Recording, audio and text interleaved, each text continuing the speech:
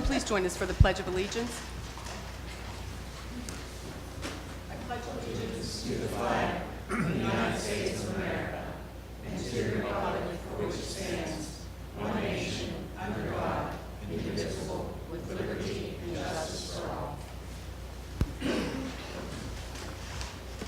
Mr. Krasny, would you please call the roll? Yes, Mr. Amiditz. Mrs. Buckley. Here. Mr. Christensen. Here. Mrs. Cook. Here. Mrs. Dobus. Here. Mr. Means. Here. Mr. Nagel. Here. Mrs. Rule. Here. Mr. Workmeister. Here. 8 members present. Thank you. I'd like to apologize for us getting out here a little late. We are in the back doing business. We're not playing around back there. So anyway, we have, it's our pleasure to participate in 3 presentations this evening to publicly recognize and thank some individuals and organizations for their efforts in support of the Bethel Park School District. For our first presentation this evening, we would like to recognize the Bethel Park Police Department. We've been extremely fortunate to have a wonderful working relationship with the department, and especially Chief Timothy O'Connor and School Resource Officer Joelle Dixon, who have provided the district with valuable guidance and resources for the recent expansion of our school police force. This evening, we are thanking the Bethel Park Police Department for their generous donation of a Ford Explorer for our school police officers to use. This now brings our police fleet up to 2 vehicles. With us this evening is Bethel Park Police Chief O'Connor, and I see Joelle as well, Joelle Dixon. And I'd like to bring them up in front to receive a certificate of appreciation. I hope, Chief, that you'll share this back with the municipality and all those who were instrumental in getting us this, making this vehicle available to us at no cost. Will the audience please join me in a round of applause for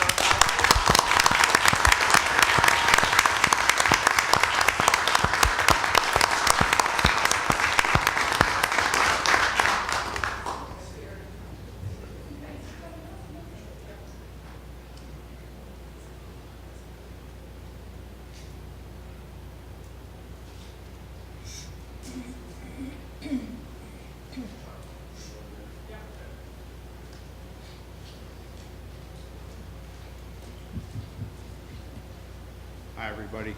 Thank you for the certificate. Appreciate it. And just want to let you know, because I don't get to see you guys very often up here, but I see Dr. Joe, you know, when necessary. But just to let you know, any support that the school district needs, they'll have the full cooperation of the police department. Because the most, you know, we look at it, the most important thing in Bethel Park is our children.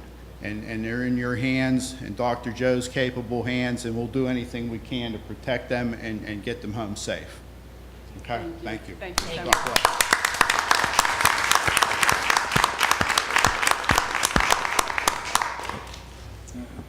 Later this evening, the board will be accepting a donation from the Bethel Park Soccer Boosters of new sweatsuits for our boys and girls soccer teams. The value of these items is $6,480, and we are greatly appreciative of this donation, as this is $6,480 that did not have to be included in the 2018-19 athletic department budget. We know that to raise this amount of money took a large effort, and we wanted to take this opportunity to publicly thank the boosters for their hard work and generosity to make these new sweatsuits a reality for our student athletes. You have been a valued partner with the district for many years, and we look forward to continued collaboration. With us this evening are 2 members of the Boosters Executive Board, I believe, Bruce Thompson and Mike Mathias. Did I say that correctly?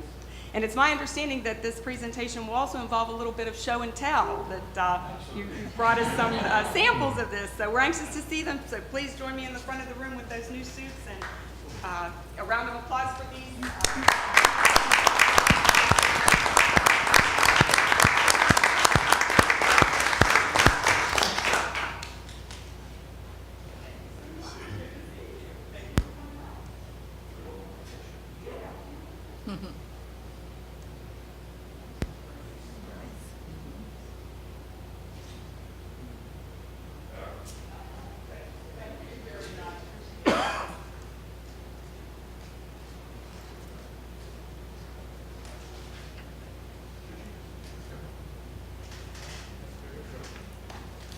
Thank you for that. Just wanted to say John Roth, who's the president on the boys' side, couldn't make it tonight. I'm the president on the girls' side. Bruce is the former president, our communications director, along with pretty much doing everything else for the organization. Yeah, you hit the nail on the head. We have basically all our parents that donate their time and effort. Two major ways we raise the funds for these things. One is the concession stand at the stadium for all football games, JV, varsity, all the soccer games. So that's a continued effort of all the parents in the program putting their time in for those events to help us raise money. And the other thing is our soccer tournament that we run. We just did it at the beginning of August every year for younger travel association teams across the area. So that was a good, successful event again this past year, and we were able to utilize some of the resources at the school from the custodial and service staff, use some golf carts and things that were a huge help. So thank you for that as well. But one other thing, other than the warm-ups, we do fun practice shirts, post-game meals, our kickoff picnic at the beginning of the year, banquet for both teams at the end of the year, senior night. What else? Did I miss anything major? I think that's it. So thanks again. And much appreciated. Thank you.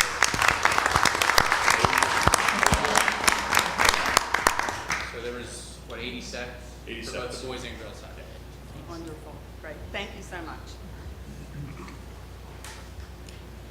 In our final presentation this evening, it is my pleasure to recognize our Food Service Director, Joe Consolmagno, who recently received the Exemplary Performance Award from Met's Culinary Management at its summer leadership meeting. Joe received this award for the work he has done in our school cafeterias, working diligently to deliver high-quality, delicious food to our students and staff. He has encouraged student participation in the lunch program by creating several different ways for students to enjoy lunch, such as the pizza delivery program to lunch tables at Independence Middle School, and the kindergarten lunch and learn program, where our kindergarten students get to enjoy a lunch in the cafeteria toward the end of their kindergarten year to get a feel for what it's like to be first graders. It was Joe's idea also to invite Bethel Park law enforcement into our schools during Law Enforcement Appreciation Month last May to offer a free meal and thank you to them for everything that they do to keep our schools safe. This invitation also provided a marvelous opportunity for the students to get to know the police a little better in a more casual environment. We appreciate Mr. Consolmagno's efforts to continue to broaden and improve our cafeteria offerings, and we are especially pleased that Met's recognized him with this most deserving award. Will the audience please join me in a round of applause for Joe, our Food Service Director.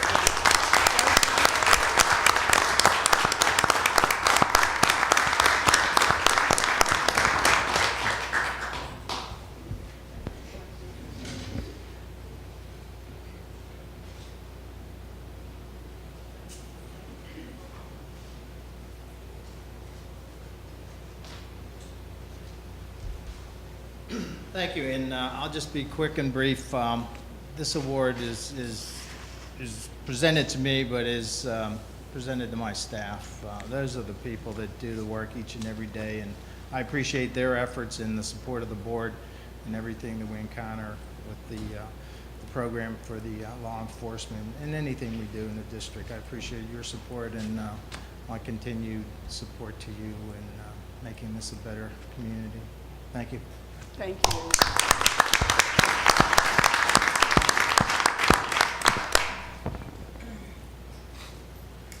I need a motion to adopt the agenda for business items. So moved. Second. All in favor say aye. Aye. Opposed? That motion carries 8-0. I need a motion to approve the minutes of the regular meeting of June 26, 2018, and the business meeting of August 7, 2018. So moved. Second. All in favor say aye. Aye. Opposed? That carries 8-0. I need to announce executive session held August 7th, 2018 for personnel, other legal matters, and to receive information, and August 28th, 2018 for personnel, other legal matters, and to receive information. Staff report, Ms. Wells. We don't normally begin our good news reports until September, but it's been a busy and eventful summer in Bethel Park, and we didn't want to wait until September to share the following items of good news with you. The district welcomed our staff back to school on Thursday, August 16th, and during our first in-service session on Friday, August 17th, we shared with staff our vision theme for the 2018-2019 school year, which we are calling Innovative Mindsets. This year's vision builds upon our visions for the past 2 school years, which were All Learners Grow in 2016-2017 and Our Instruction is Great in 2017-2018.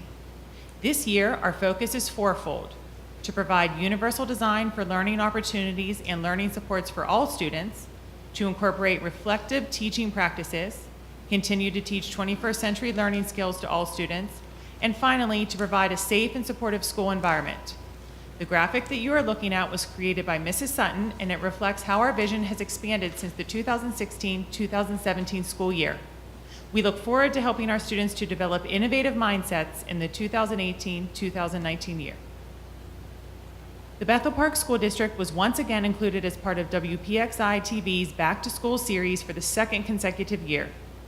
This year, the station broadcasted outside of Independence Middle School during the morning news on the first day of school. In advance of the first day, a reporter visited IMS to interview Principal David Minch and a former IMS student, Toyosi Ebebe, about the transformation of the library into a hands-on, Pittsburgh-themed STEAM learning environment. Mr. Minch shared some of the interesting projects the students worked on in the past, and Toyosi talked about the educational impact of the hands-on learning experiences and shared her excitement for continuing these activities as a Bethel Park High School student. A preview story aired on the evening news on August 15th, and other parts of the interview aired during the morning news on August 21st. Great job, Mr. Minch and Toyosi. Congratulations to the 3 Bethel Park students who won awards at the Family, Career, and Community Leaders of America's National Competition, which was held in Atlanta in July. BPHS freshman Anaya Hunter earned a gold medal, sophomore Alyssa Batir earned a silver medal, and IMS 8th grader Mia Gutner earned a bronze medal. They were accompanied to this competition by IMS Family and Consumer Science teacher Mrs. Fontana. This is the 3rd consecutive year Bethel Park students have competed and won at the national level. The rainy summer kept the Lincoln Community Garden from yielding as much fresh produce for the South Hills Interfaith Movement's food pantry as it yielded last summer, but still, the garden is able to provide an average of 15 to 20 pounds of fresh food for the food pantry clients. Thanks go to librarian Mrs. Pezakanix, 1st grade teacher Mrs. Dowds, and a group of dedicated Lincoln families who visited the garden once a week over the summer to pull weeds and pick ripened produce for the food pantry. Recently, Lincoln students were in the garden harvesting beans, broccoli, tomatoes, zucchini, and peppers. Pumpkins are on the way. Just a reminder, the garden will be featured on an upcoming segment of WQED's IQ Smart Parent TV show in the fall. We'll keep you posted once we know the air dates. The district is pleased to announce that on June 20th, it received a letter from Ann Hankinson Herman, director of the Pennsylvania Department of Education's Special Education Division.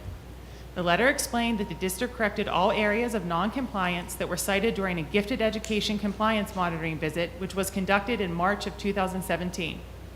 Ms. Hinkson Herman goes on to say that, "It is with pleasure that I commend you and your staff for efforts made in achieving resolution of the non-compliance areas. Your response to the monitoring visit and subsequent corrective action assures the continuation of improved gifted education services. We thank our Special Education Director, Lori Sutton, and her staff for making these necessary corrections to assure our gifted program continues to be in compliance with the state." I'm also pleased to announce that the Bethel Park School District was approved for another 5 years of funding for the Pre-K Counts Grant. This year's grant was in the amount of $144,500, which will provide 17 full-day enrollments at Tender Care Learning Center for income-eligible children who will be age 4 by September 1st, 2018. We all know the importance of early education, and this grant goes a long way to providing this valuable learning experience at no cost to 17 of our future students. The district appreciates this continued partnership with Tender Care to ensure our future students come to Bethel Park ready to learn. Bethel Park Homecoming is early this year, so mark your calendars for Friday, September 14th. The parade will begin at 6 p.m., followed by the football game against Shaler at 7:30 p.m. Also, don't forget the Powder Puff football game between the senior and junior girls kicks off homecoming week at the stadium on Sunday, September 9th at 6 p.m. We hope you can join us for all of the great homecoming festivities. It's a great Bethel Park tradition, and we look forward to seeing everyone at homecoming on September 14th. And that concludes my brief report for this evening. Thank you. Student government?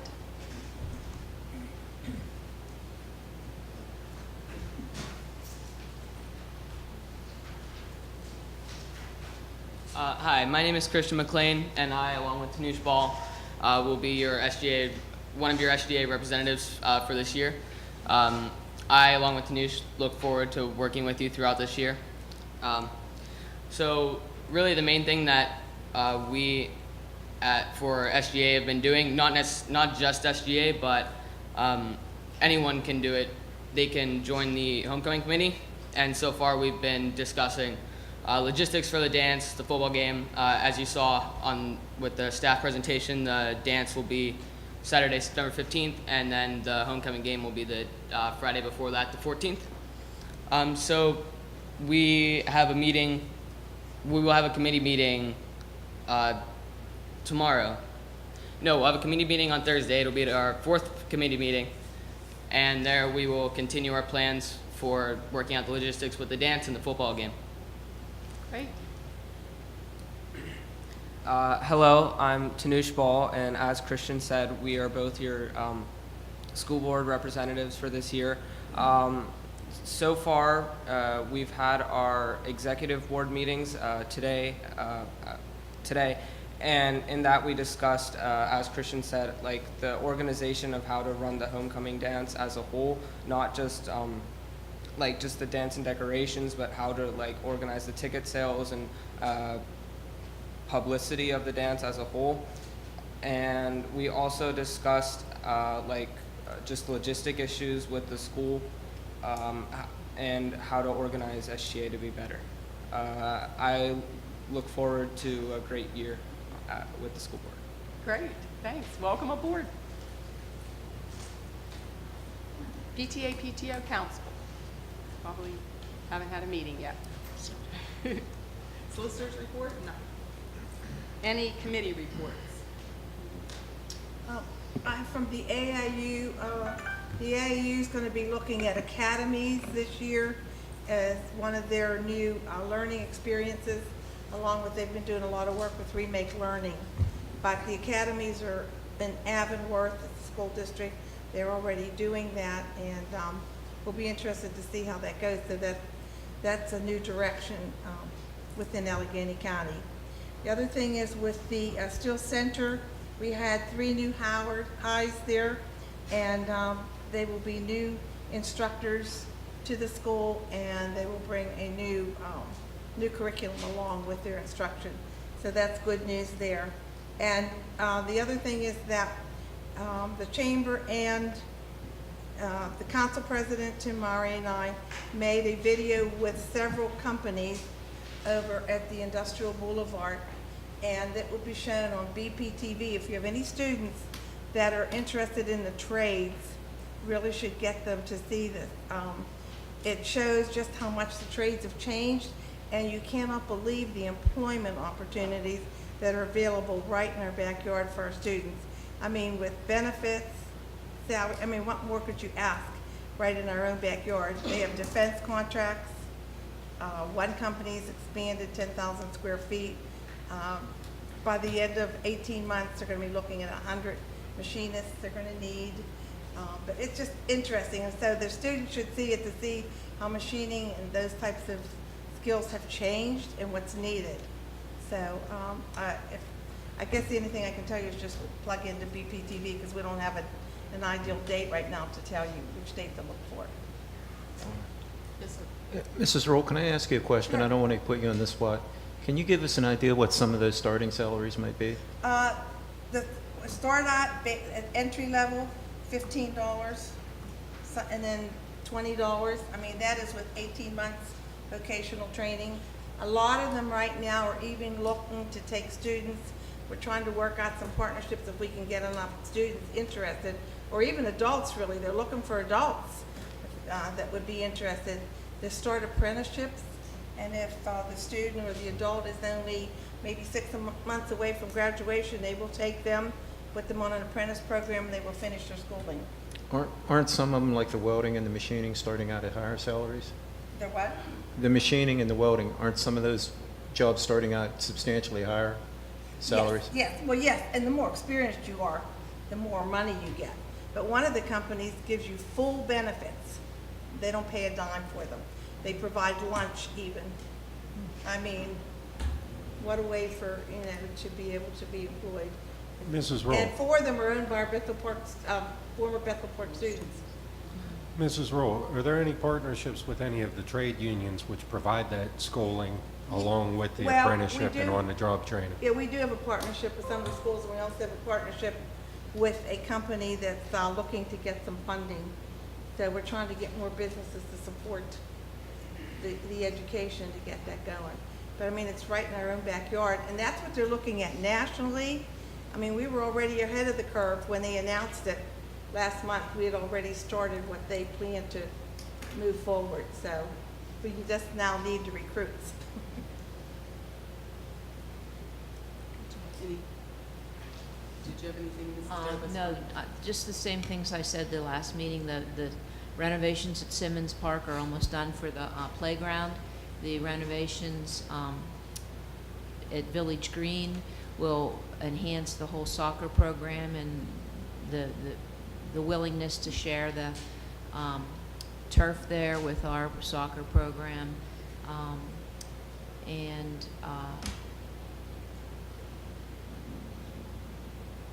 That's primarily what it was about.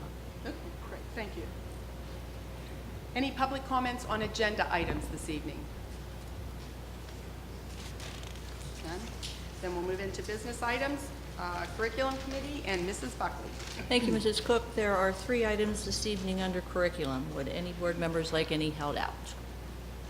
Hearing none, I move under curriculum number 1, elementary after-school tutoring program, 2, independent studies, and 3, nurse curriculum facilitator. Second. Items 1 through 3 under Curriculum Committee have been moved by Mrs. Buckley and seconded by Mr. Means. Any questions or comments on any of these items? All in favor say aye. Aye. Opposed? Those items carry 8-0. Personnel Committee and Mrs. Rule.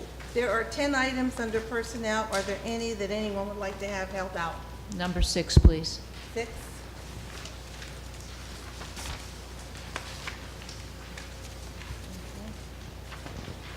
Any others? If not, I move item 1, approval of extra duty responsibility program. 2, salary adjustment for girls varsity basketball coaches. 3, individual memorandum of agreement with the Bethel Park Federation of Teachers. 4, approval of extra duty responsibility program. 5, assignment, acceptance of resignation. And 7, approval to extend an unpaid leave of absence. And 8, change of assignment. 9, appointment of personnel. And 10, approval of substitutes. Second. I'm sorry, who seconded? Mrs. Buckley, thank you. You're welcome. Items 1 through 5 and 7 through 10 under Personnel have been moved by Mrs. Rule and seconded by Mrs. Buckley. Any questions or comments on any of these items? All in favor say aye. Aye. Opposed? Those items carry 8-0. Mrs. Rule. Okay, I move item 6, approval of staffing changes. Second. Item 6 under Personnel has been moved by Mrs. Rule and seconded by Mr. Means. Any questions or comments on this item? All in favor say aye.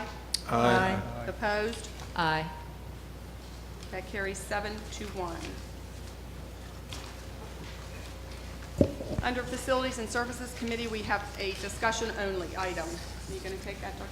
Castello? Sure, I'll start.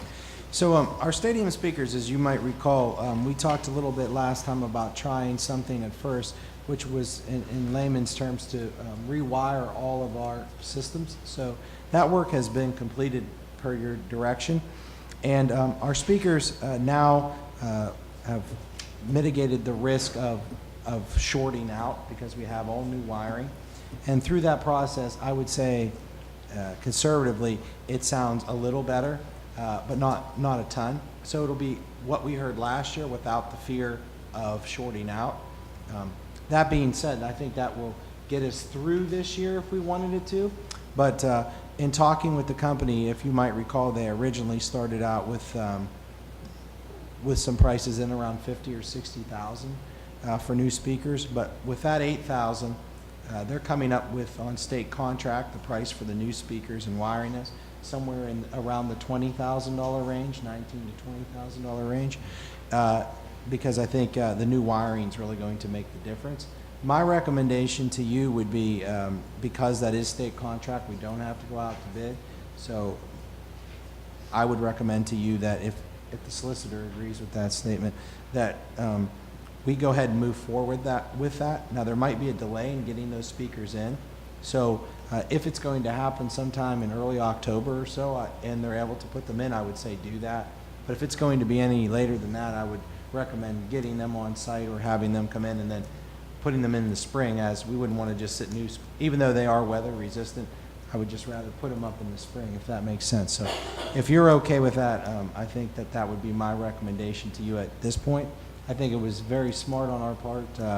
I'd like to thank everyone who was involved, Mr. Karazzi, Mr. Keefe, Mr. Sloan, our technology department, some of those folks that helped to look into this to determine that wiring would be a good first step. And So that's 20K? I would say around, I would say. Does that Say- need to say- be a, Just a little underneath 20,000, because it's state contract. does that need to be a motion brought to the floor tonight? We could either do that. Would you prefer that? It would have to be a motion, whether you do it tonight to get it moving, or you wait until September. Yeah, you could do it retroactive in September. It's really up to you. Is our current sound system that substandard that we need to make a $20,000 investment at this time to upgrade it? Well, Well, that's a significant savings from the 50 to 60,000 that we were talking about last month, so. And I would think people would, I think, What I'm asking is, does it need to be done? Does I that would money say need to be yes. spent? I mean, I think people would even say that it should be done even, it could have been even done a year or two ago, to be truthful with you. But that was a significant cost, so I said, let's phase it in to make sure it didn't short out in the middle of a game. But even with slight improvement because of that, they really need to be done. I want to say that those speakers were donated from when you rented it to a semi-professional team of some sort, which I know, and just in some conversation, I can't remember the exact year, but an employee, I think, that had been here for at least 10 years or so, said it was prior to that. So I think you are due to get those, and eventually the sound's going to get progressively worse. What warranty do we have with it? The insurance is going to be better, first of all, and second, is it going to last? Do they have a warranty with these things? So if we invest money, it's not going to... As far as the specific warranty, I'm not exactly sure what the specifics on the warranty will be. We're just asking to see if you are interested in that. We'd have that reviewed by, our solicitor and our team to make sure that we did get any warranty that we get. Usually most warranties are short term. Yeah, But, the average length of these is probably, I think in talking with the guy, somewhere between 5 and 8 years is what he was saying. So we've extended ours, the ones that we had, for quite some time. But there's no chance that the sound problem that you're talking about is going to be due to something else. Once we put new speakers in, it will definitely have to be better, right? For the 20,000, we'll see improvement. Well, I would always say that, from my perspective as not an expert in that field, but from what I've heard, I do think the quality of the sound, being that some of the pieces are not operating to full capacity and you have a new system, that they will work better. That is the hope. And I think one of our largest fears, that's why we tackled that before the season, was that the electrical would actually cause a short out and then you wouldn't be able to hear the announcements during the game. And it's not the amp or anything like that that's causing the problem, right? Again, this would be their recommendation. I mean, if you have anything else you'd like to add. It was changed, right, as part of the Okay, yeah, that's good. And you're looking at not installing them until the spring, so we don't need to. I would say if the people feel that, if the company that we buy it off of feels that we could get it in early October and they have time to get it in and guarantee it would be up for the next fall event, then we would consider doing that. But if we get it in and it could be a delay from what the manufacturer was saying, it could take a few weeks to get in, or could take longer than a few weeks. So depending on when it came in, that would make sense. If they say it comes in at the end of September or early October and they could put it in quickly, I would say we should do that. However, if not, then I wouldn't put them in at the end of the season just to have them sit out there, you know, even though they're capable of doing so. That would be my recommendation. Donna, would you prefer it to be motion tonight, or do you prefer it to be retroactive? I think it can be retroactive since we didn't have it on the agenda. That way it will be on the agenda. We would just have the discussion. I think you can pursue getting ordered at that $20,000 range. So we'll put it on retro on September's board meeting. Thank you. Thank you for getting that cost down significantly. Mrs. Rule, would you take finance for me this evening? Okay,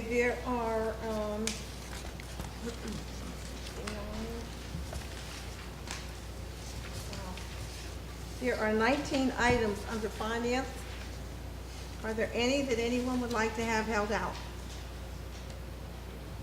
If not, I move to approve item 1, July 2018 and August 2018 salaries and bills. Item 2, June 2018 financial report. Item 3, July 2018 financial report.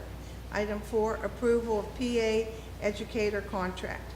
5, approval of student services contracts. 6, approval of cross-district agreement for special education. 7, 403B plan document amendment and restatement. Item 8, 403B investment provider. 9, awarding of the bus tower bid. 10, sale of district vehicles. 11, acceptance of donation. 12, items declared unused and unnecessary. 13, items declared unused and unnecessary. 14, approval of donations. 15, acceptance of donations. 16, high school play construction costs. 17, approval for the purchase of portable radios. 18, approval of the purchase of pottery wheels. And 19, approval of tax settlement. Second. Items 1 through 19 under Finance Committee have been moved by Mrs. Rule and seconded by Mr. Means. Any questions or comments on any of these items? All in favor say aye. Aye. Opposed? Those items carry 8-0. Policy Committee, and Mr. Means, I think we just have some readings there for you to. Yeah, there's 3 different items on there, approval of policies. The second of 3 readings, number 210.1, possession administration of asthma inhalers, epinephrine auto-injectors, and policy 818, contracted services personnel. Item number 2 is approval of policy, first of 3 readings, policy 810.3, school vehicle drivers. And this will be up for a vote on the September 25th meeting. Item number 3, policy revisions, first of 3 readings, number 302, employment as superintendent/assistant superintendent, 810, transportation, 810.1, school bus driver and school commercial motor vehicle. And Thank you. We are to the point of public comments on anything you wish to address the board on. Name and address at the microphone. You have 2 minutes to speak to the board. Hello, my name is Steve Kammerer. My wife is Erica Pierce. We live at 2509 Milford Drive, and we have twin daughters who are turning 6 on Monday. They completed a full year of full-day kindergarten last year at Eden Christian Academy, which is Middle States accredited and accredited with the Association of Christian Schools International. Our attempt to register our girls for first grade had Mr. Johnson inform us that we missed the cutoff by 2 days for them to attend first grade, and he referred us to Dr. Pascarella, who then informed us that any variance in board policy exceeds his authority. We emailed all the board members on August 16th stating several grounds that we should be considered for an appeal on this situation, and we received 3 responses. We moved to Bethel Park primarily because of the reputation of the schools, and we were unaware of any age cutoff for first grade that had no provisions for students who had already completed an accredited kindergarten. This requirement is only evident on the new student enroll form. It's not posted anywhere else. A Bethel Park address is necessary to complete the enrollment form. So in essence, by the time you see that there's a requirement and you've moved to Bethel Park, it's already too late. So we were unable to factor that into a place for us to choose to live. The prospect of our children having to repeat a half-a-day kindergarten after having already completed full-day kindergarten for a full year is kind of difficult to accept. We've done a little research, and we know that latitude is afforded to children under these circumstances in Mount Lebanon, Upper St. Clair, and Peters Township, and we just ask that you would join in this spirit to give us consideration. We understand that age cutoffs, the rules they have to be made for beginners, but our girls are not beginners. They've already completed a full day, a full year of full day kindergarten. And we realize that children are individuals and each child develops socially, emotionally, and academically at varying rates. And we have a letter from their kindergarten teacher attesting to their readiness in all these areas for first grade. We would ask that you'd please waive this requirement and allow our girls, Hazel and Greta, to attend first grade. They've actually asked us what they did wrong that they can't go to first grade. In your, it says, and challenge all students to reach their potential in your mission statement. We'd ask that you allow our girls to have this opportunity. Thank you very much. If there's any questions I can answer, I'd be glad to. Thank you. Thank you, sir.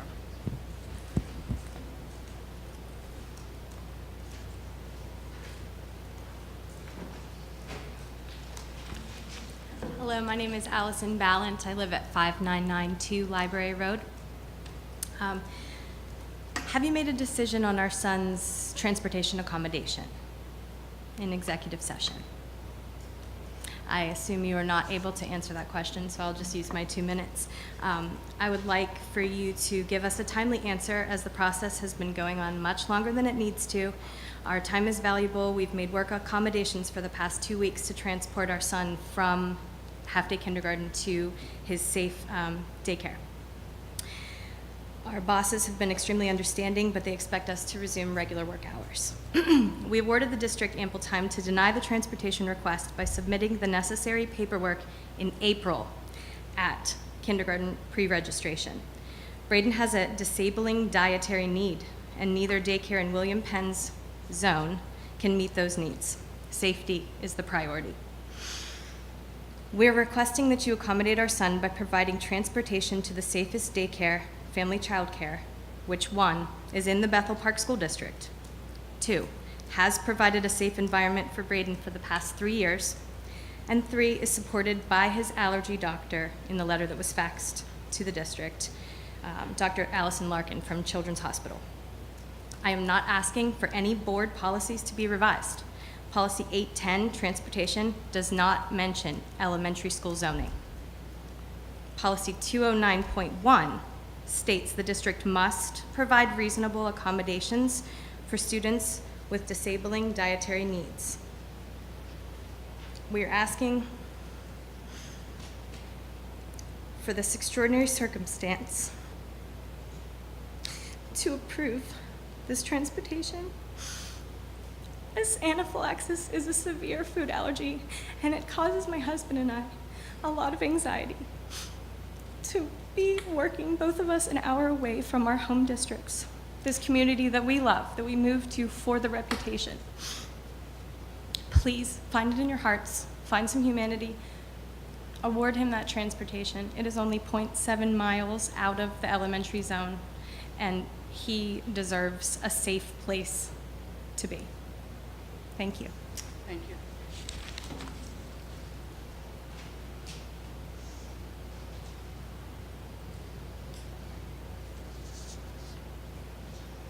Anyone else? Ken Crowley, 2020 Millennium Court. I'll continue just on the kindergarten train this evening. My daughter will be entering the district for kindergarten next year. And I'd asked this question at the community forum, and I'm going to bring it to the entire board now as well. Lois Johnson has a partnership with all the elementary schools in the district. By allowing them in the building, I'm assuming quid pro quo, somehow you're accepting this partnership with them. They do not provide the same services to all the elementary schools in the district for kindergarten students that they do. So Lincoln has not provided the same opportunities that all of the other students are in the district. They do not have a kindergarten wraparound service where they will come to the school, they will pick them up, and they will transport them to Lois Johnson.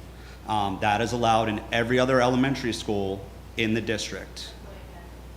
Well, they told me when I contacted them William Penn as well, but so that's what we've been told. They told us this logistics issue.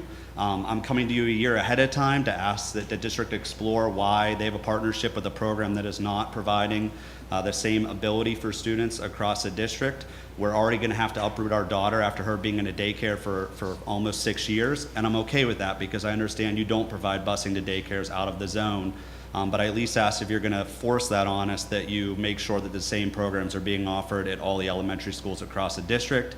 And if Lois Johnson cannot offer it, then explore a partnership with one of the other daycares in the district, maybe Tender Care, Kinder Care. I don't know who, but someone's got to be able to offer the same thing. And I'd ask you to re-examine that partnership with Lois Johnson. Thank you. Thank you.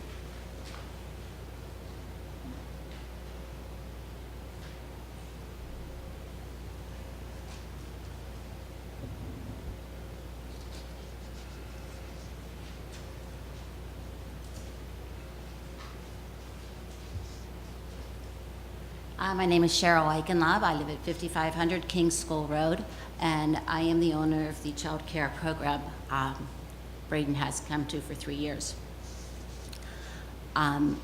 First of all, I'd like to speak to that issue individually. That is a reasonable accommodation for a very severe need. Braden cannot be around his allergens. And again, it's a half a mile. It's not something you're going to revisit with me, because I don't accept students that have not been coming to me, because I believe in continuity of care, and my students have all been with me since they were 1 or 2 years old. And as the second gentleman spoke to, I do think it is time for the school board to revisit your child care programs, your wraparound services. All of the surrounding districts have, I think it's ELS, it's an early learning program, that is truly a wraparound program. It would be better serving your parents, your families, and your school district to have students in a true wraparound program. I was around when, yes, I had 3 elementaries coming to my home, and that was bad. And I did speak to the board at that time that your transportation policy was awful. It was very expensive for the school district. So I do understand the policy. To have 3 elementary buses coming to my home where I only had 10 students was ridiculously expensive. But their request is just simply a reasonable accommodation for a very high need program. But I do ask, as the second gentleman did, that you do revisit, and I would be happy to work with y'all on finding better programs for your wraparound, especially for a half-day kindergarten. Unless you're able to offer full-day kindergarten, you guys really need to look at your kindergarten program, your wraparound programs. Thank you. I will address that in general as I can at this moment in time, that it was discussed in executive session and that the board agrees in September we are going to begin to revisit. I think we're going to have some of our staff do some more studies on the locations of the daycares and the busing routes. And now you've brought up another point of the wraparound service. I will tell you, in my experience of being on the board, Lois Johnson was one of the only, if not the only one, who bid to come into the schools at the time when we were making those accommodations. But again, you bring up a good point of us revisiting, even opening that back up to bidders or folks who would be willing to come into the schools and offer those services. So at this point, I believe that was the general consensus of what, and we're going to have more open discussion at our September meeting here as a board, for which we can't have an executive session, so we will have that at our board meeting in September. Any other folks that wish to address the board? Then I will ask if any board members wish to make any comments this evening. Dr. P, did you wish to Yeah, say anything? I just had one or two comments. That's all right. One comment with regards to that, our plan, I guess, in direction from the board was we'll add it as a discussion item, similar to what you saw as the speakers. And I think our goal will be to get some additional feedback. We've heard some tonight, and hear what the board would like us to look into, and then provide them with options maybe in October and November, so that we're ahead of the game. Right. So I always want to make sure that we're clear in what we're trying to do, because we want to make sure that everyone does have a chance to have some feedback, correct? On that day as a discussion item, and people who are concerned can come out and offer feedback. And then from there, you can direct us as the administration as to some things you want to look into, and then hopefully finalize that, before the start of the year as we go into budgeting for the following year, Exactly. if that makes sense. In case anything that we do would cost an additional cost, we'd be able to budget for that. That was one. The other two general things I just wanted to mention, they were not mentioned tonight, but I just wanted to make sure that we talk a little bit about it. And one of those items I would be adding to probably a discussion item for September. And that is, we have been occasionally, when it gets very warm at the beginning or the end of the year, in particular at the high school, and I'm sure this is an issue you've heard of before, battling that. Our HVAC guys have done a lot to try to keep the place as cool as possible and continue to work on it as we speak now. But I think it's something that we're going to need to talk about long term. To be truthful with you, I'm not an expert in that field, but I could tell you in layman's terms from talking to the folks that what was placed into the new high school from some of the people's opinion, and I'm not giving that for them, but from what I've heard, is that we may be a little shortchanged in capacity in order to cool the building with what we have. In other words, it's not necessarily that things are 100% not running or they're breaking all the time and nobody's working on the situation. It's more that this is the capacity by which you had built, right? And how can we look at possibly correcting that? That I could tell you will probably have a relatively large price tag if we want to try to help that, with no guarantees, but it could improve the process. So in layman's terms, I would just like to try to say this the best I can, which is probably somewhat incorrect, but I'm going to try my best because I am not an expert. But what you put in there is basically when you're looking at air conditioning units, they build ice. Yeah, Ice is built up. And basically what occurs is that what was built or put in there does not provide enough ice for the entire day, let alone when you think about the high school, who's not open 24 hours a day, but it's open a lot more than just the school day, right? We have a lot of events and things that go on. So we're doing the best we can, which is trying to cool it and keep it as efficient as we can, utilizing the ice that's able to be made. Mr. Kramer and the HVAC department have done a lot of work in coding and working with some of the folks on the computer system to try to build more ice to do that. That being said, I think we're going to have a discussion item, and I don't want to put a sticker on that just yet, but I can tell you that, probably it's going to be quite a bit of money if we want to try to do that, if it is at all possible. So we're going to need to do some feasibility if that's something that you're interested in. We'll make that a formal discussion maybe in September, but I wanted to give you a heads up so it didn't come by surprise.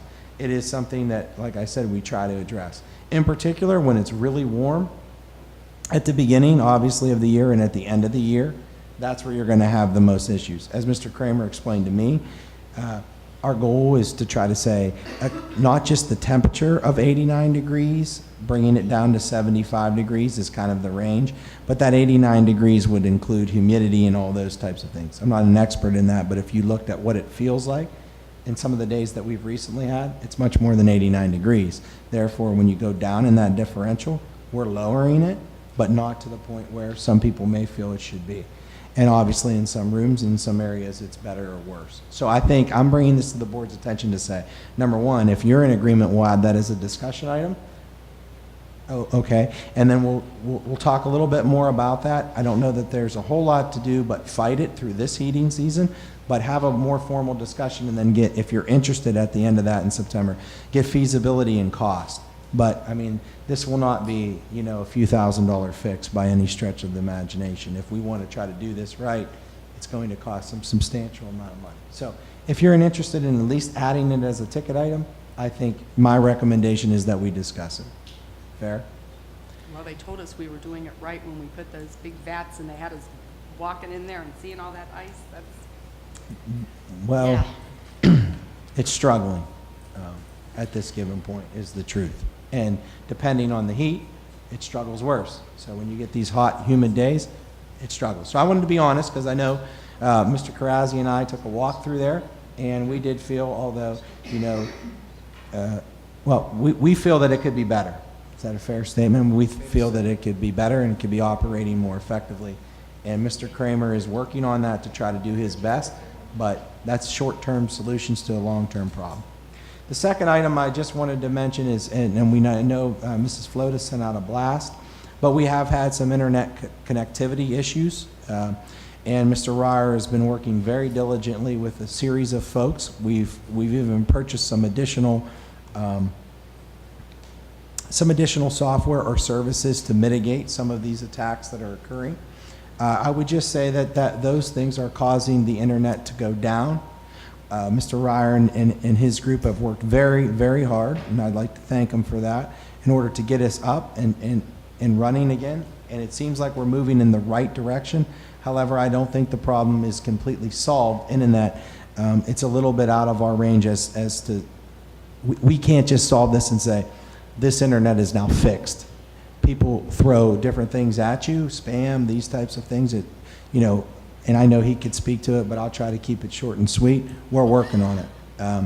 We're working on it very hard, and we're improving each and every day, and we continue to understand that we need to be able to utilize this for communication, for instruction, for about everything, right? I mean, that's the advantage when you're a 21st century school, right? We have all the technology, but you know, it has to run, and he is working on that, and we're working on that as hard as we possibly can, and we are willing to expend some dollars, and I want to let the board know, if necessary, within the regs per the solicitor, if we did need to spend additional dollars, I'd be reaching out to you accordingly.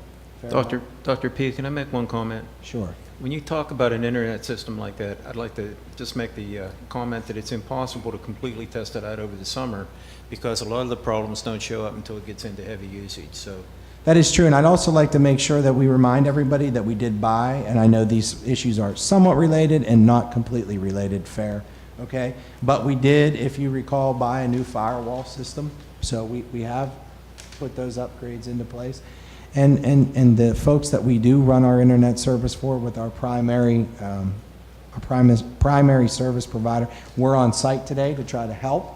So we're working on it the best we can. This is a unique situation that I don't think we've faced before, but we're doing our very best and obviously understand that it's a priority. So I wanted to make sure that I addressed those two items.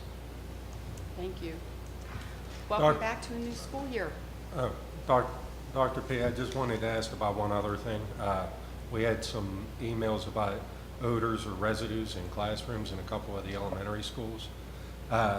Couple questions about it. First of all, did we identify the cause of any of that? And second of all, I remember this type of stuff occurring last year also in a couple elementary schools. Is there a long-term fix, or are we just trying to mitigate it as it comes up?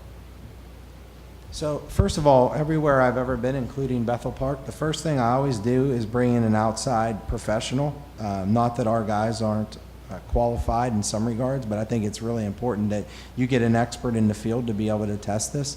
So basically, whenever we have some type of smell or something that we see that is identified, we immediately call those individuals, and they usually advise us for the time being, and I advise them, even if they don't, to remove the students from that given area while we do air testing and sometimes cultures on the area.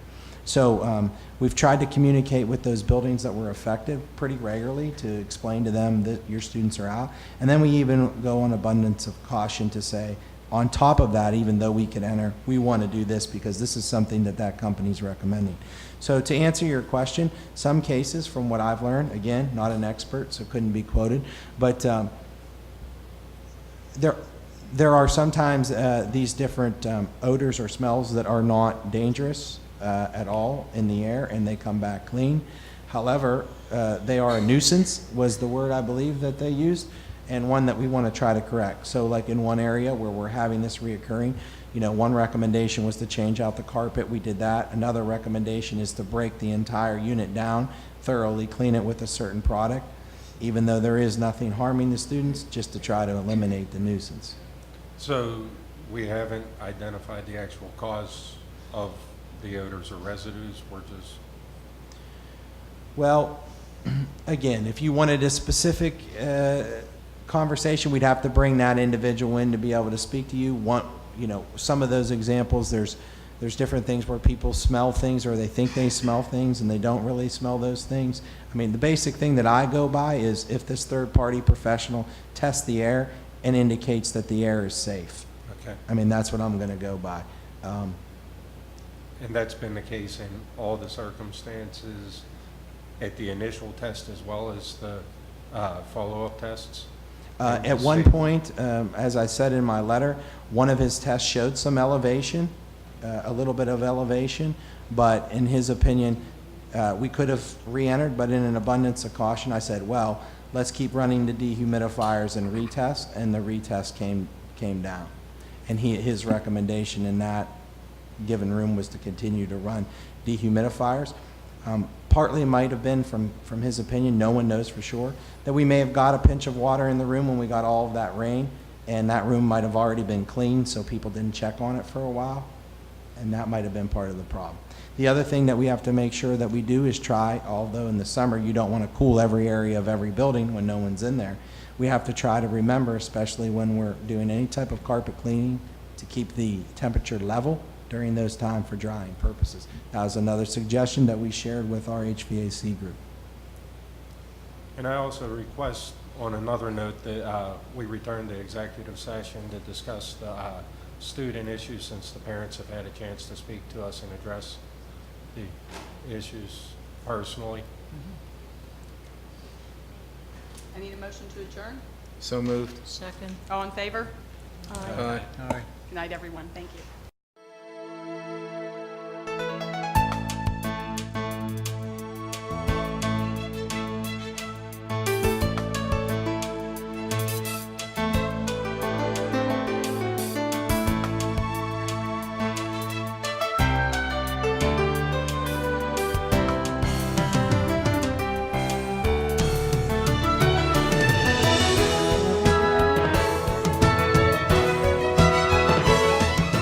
Visit the Oliver Miller Homestead, an 18th century reenactment site located just off the circle on Corrigan Drive in South Park.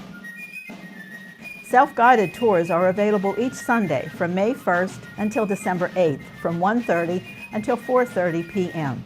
with guides in 18th century garb located around the grounds to answer questions and to give information. Your tour will begin in a reproduction bank barn where displays give information on the movement west. You will also see the Miller Still and learn about the production of whiskey and the importance of it and of the Whiskey Rebellion to this area. Follow the Miller Trail up the path and visit the transportation shed, demonstration shed, forge, a reproduction log house, the original spring house, gardens, and finally end at the stone house. Each month, the guides host at least one special event. The homestead is also a great place for tours, tailored to the needs of school-age children, scout groups, or adults. Visit our website at www.olivermillerhomestead.org for a schedule for the year and much more information on the history of the Miller family, our organization, and pricing information.